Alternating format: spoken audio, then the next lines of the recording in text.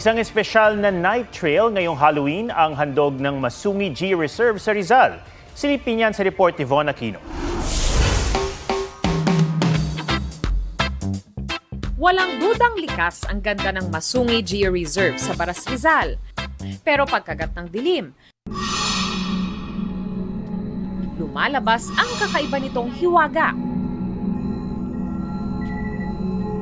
Ngayong Halloween, nagbukas ito ng trail sa gabi.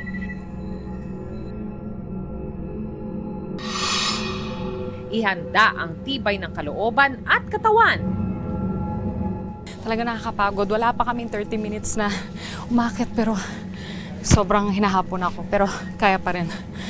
Tara. Hindi ko na makita.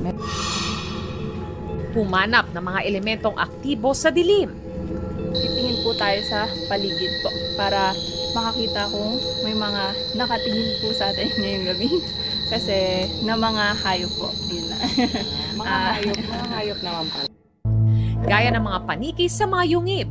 Yung mga kwento po ng manananggal, yung nahahati po yung katawan, tapos may mga pakpak po ng paniki, ay dun po sa mga lugar po kung saan makikita rin po yung mga giant golden crown flying foxes po natin.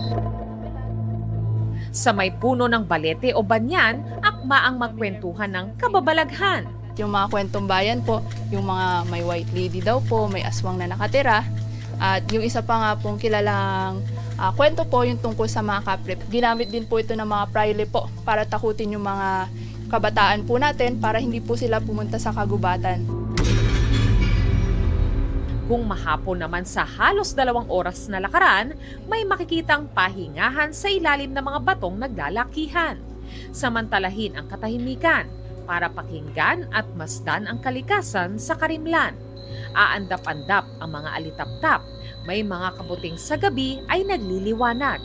At ang mga fungi at bakterya sa paligid, indikasyong malinis ang hangin sa Masungi. Ang trail na ito, higit pa sa pakikiuso sa Halloween ang layunin.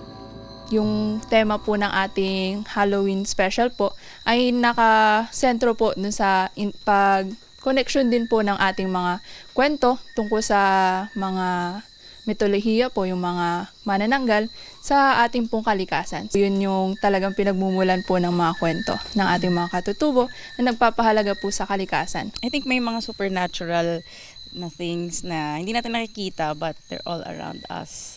So yun, very peaceful na hike. Marami kang matututunan like yung legend ng Balete. Maganda rin siyang time para to discover the nature, to learn new things.